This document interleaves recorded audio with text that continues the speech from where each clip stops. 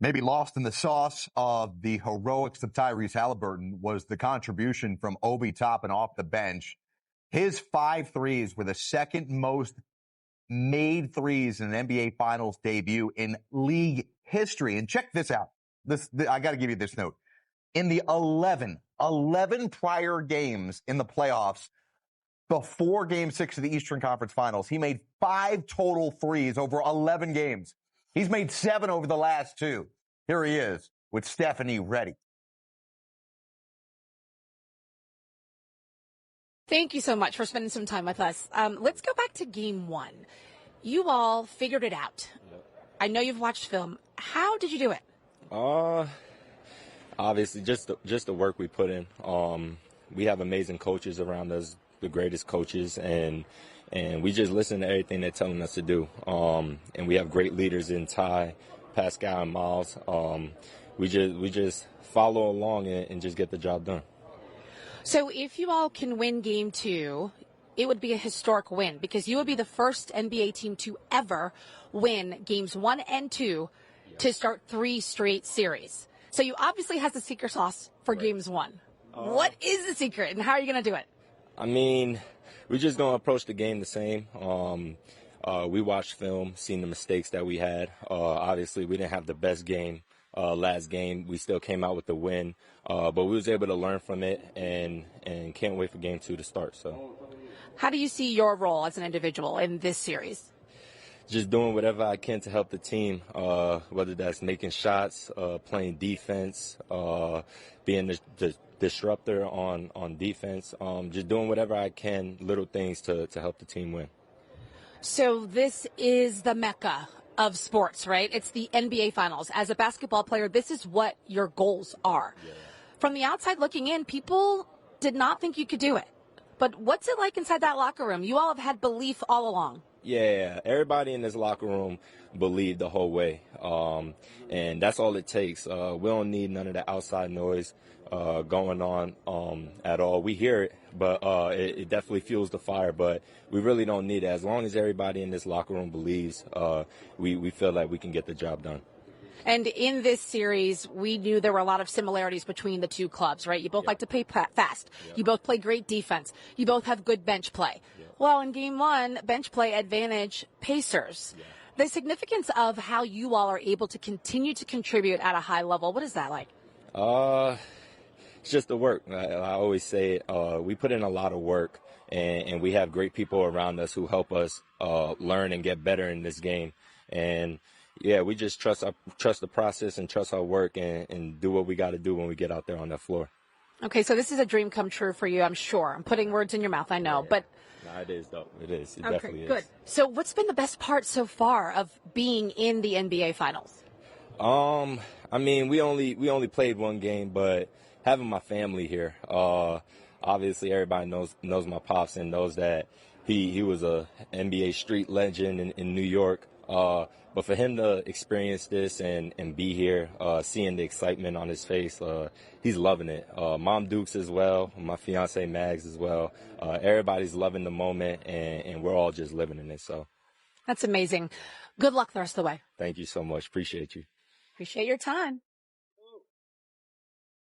Yeah, it's not good to build a double-digit lead in the second half against the Pacers. That's what they got you right where they want you. Exactly.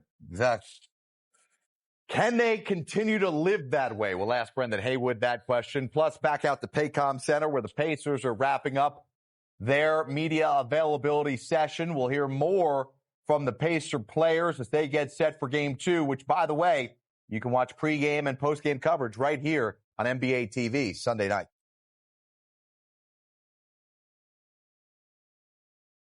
Game 2 tips off a half an hour earlier on Sunday night, so our coverage on NBA TV starts 30 minutes earlier. 6 o'clock Eastern, live from Paycom Center.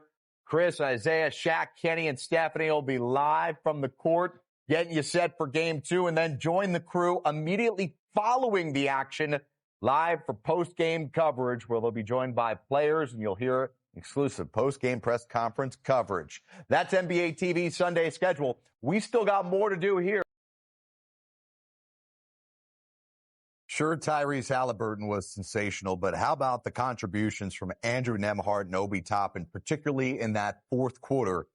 Nembhard a plus 16, Toppin a plus 17 in the final period. The two of them really helped overcome that 15-point deficit. Here is Andrew Nembhard just a couple of moments ago on the Paycom Center floor. In Aurora, they've set up TVs in the town square so that people can come and watch your games, and I just wanted to get your reaction to that. Yeah, no, the mayor told me about that. I think it's super cool. A city like that, nobody really watches hoops, but they kind of gather around me and my success right now, and it's cool to see, and it's very nice to. It's humbling for sure. Awesome, and I was just wondering what it was like to be out there in Game 1 of the finals and playing, with Shea.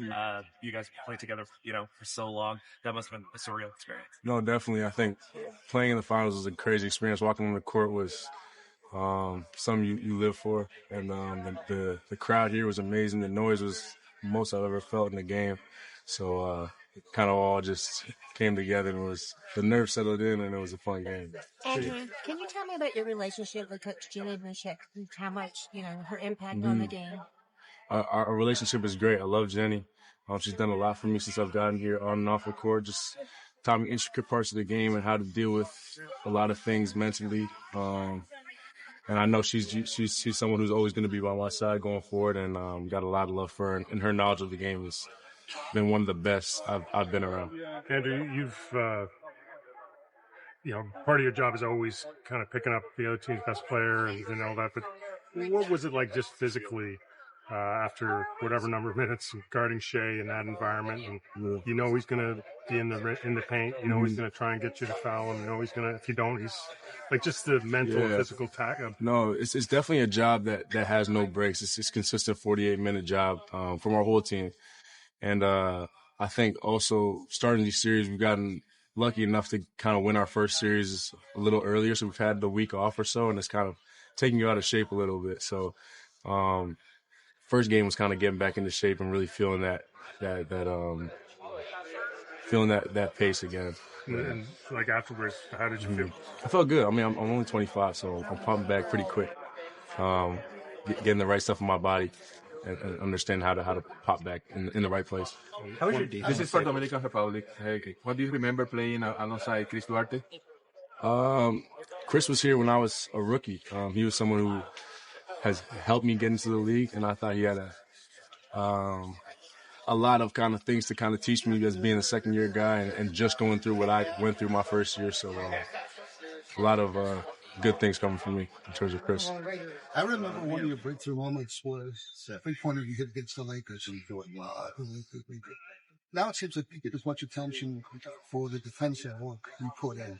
Did you dial that up over the years, or was it there and you just didn't pay as much attention? Yeah, I mean, I think ever since I've gotten into the league, I've taken on those responsibilities since my rookie year.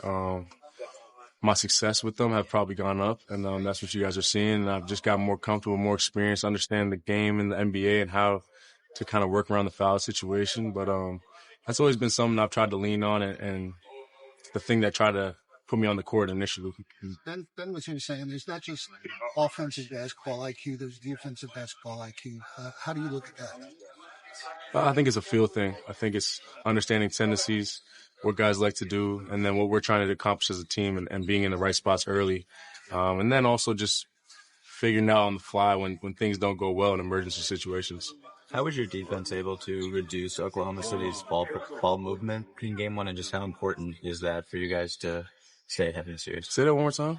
How did your defense as a team reduce Oklahoma City's ball movement in Game 1, and just how important is that for the rest of the series?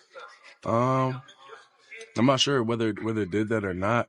I think we talk about playing a full 94 feet game and picking guys up and wearing on them, being physical, being pests out there, and I think that was something for them to adjust to. Normally, you and Andrew had that little moment. Sorry, you and Shea had that moment. I guess third, fourth quarter, you kind of shoved each other basically. Mm-hmm. What was that all about?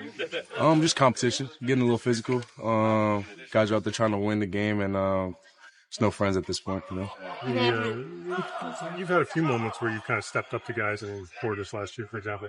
What are people missing about you? Because you don't come across that way. I think I'm just out there to compete, and I'm willing to do what it takes to get it done, and I'm not too worried about making friends out there. So whatever happens in that sense. Yeah. Andrew Nembhard, sensational in game one, really picking up from what he did in the regular season, right? 29% from the field in the regular season, 47% in the postseason. You never see a jump like that. Especially from a young guy. Never. Right. Crazy.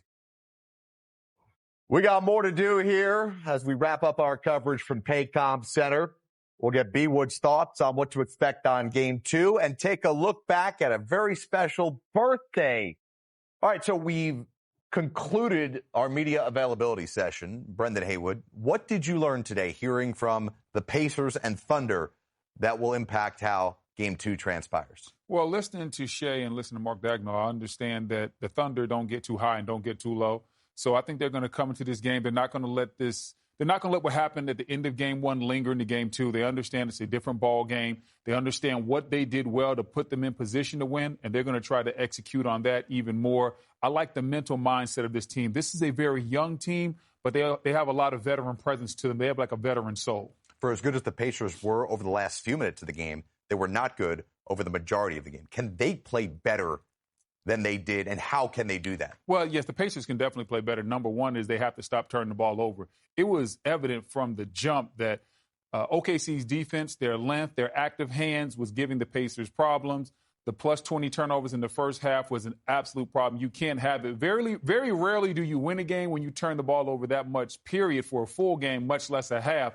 So if you're the Pacers, it comes down to taking care of the ball. When we take care of the ball, we have to push the pace, no pun intended, because they're one of the better fast break teams that we have in this league. They don't want to play against OKC's half-court defense. It's actually interesting to me that people talk so much and focused on the pace of the Pacers.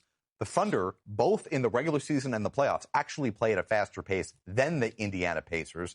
We'll see how that plays out throughout the course of the series. We know that both teams are going to make adjustments. Rick Carlisle, even after a win, is going to do something, layering, as you've talked about. Time now for a flashback. All right, what we got? Let's go back to the year 2000. Oh. June 6th.